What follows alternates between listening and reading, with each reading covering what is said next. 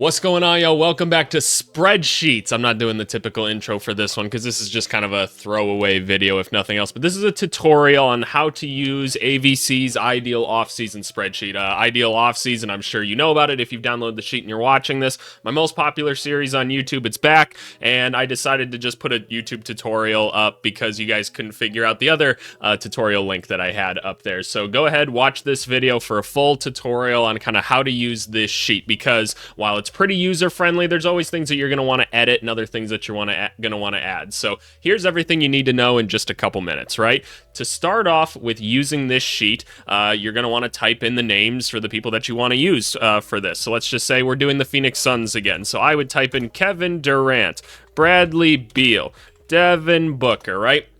Not too hard to comprehend. You'll see all their stuff loads in. You'll see the money starting to adjust here. You'll see the roster spots declining. All of these numbers starting to change. If you want to put draft picks in, you have to do those manually as well. You can get all that information on Fanspo. It's not too difficult to do.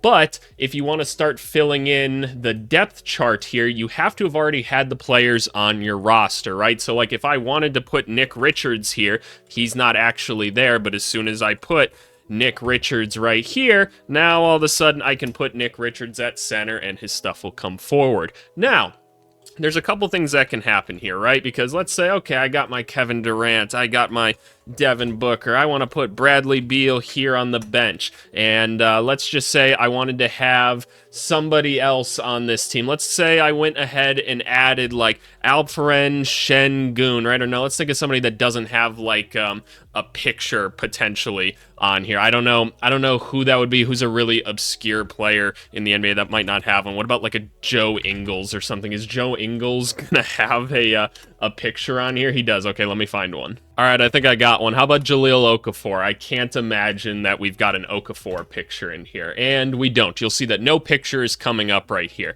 That's because the way this sheet works is one of the things I can't really scrape the internet for is pictures of everybody. It's pretty hard to go and do with how the NBA website is set up, so I have just manually added them over time. So what you can do is go and just take the name that you see right here. You can copy it, make sure you paste it as a value down here at the bottom of this list, and then we can go online and go and find a picture of this guy. So let's just take one of either the ESPN or like the NBA.com image is probably the best. Copy the image address right here of the picture, and what you're going to do is you're just going to drop it right next to his name, and now you will see that it's loaded in. It's that simple. It's that easy. That's how you can go about adding more images. After every Ideal Offseason video I do, I'm sure I'm going to have to add more and more, so I'll make sure I keep updating these. As always as well, make sure you guys read how to actually like do this stuff on here. I write the instructions on here for a reason. So now that you've figured out how to do like images and stuff like that, there's another potential issue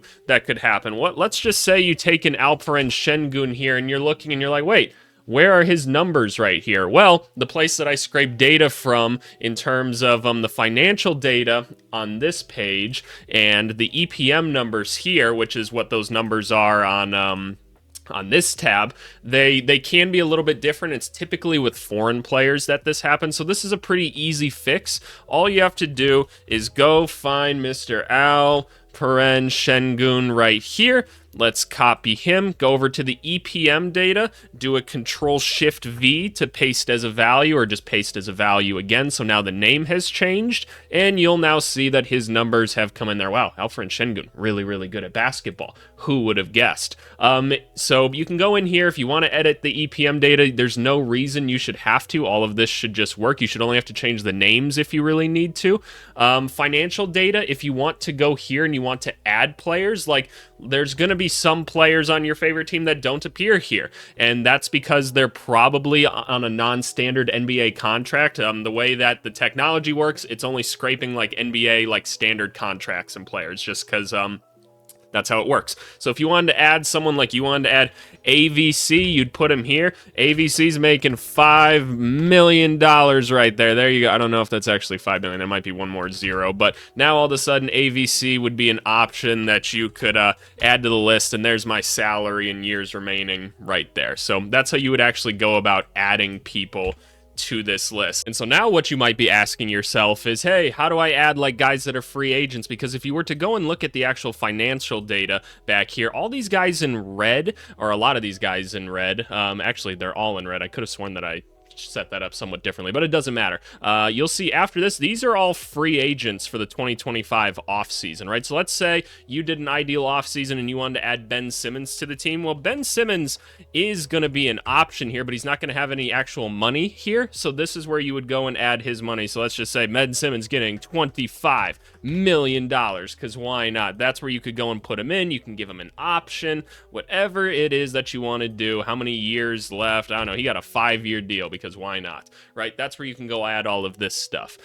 So this is where like free agents and stuff like that go. If you want to add rookies to your team, that's where this is. I'll be updating this list as well in case I've missed anybody potentially.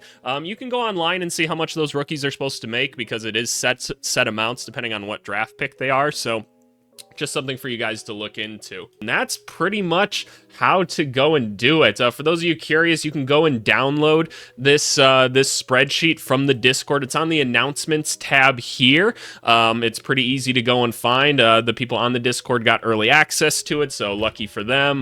Great people on there. You should go and join on there if you haven't already. I'll be putting the link to this video on here as well, where this is right here. But yeah, pretty simple. If you follow these instructions, you watch this tutorial, you will know how to do everything on this spreadsheet. I promise you, it's not that complicated. So yeah, I appreciate you guys as always, and hope to see you on the Discord and post what you build on your ideal offseason spreadsheet there. Alrighty, y'all. Appreciate it. Bye.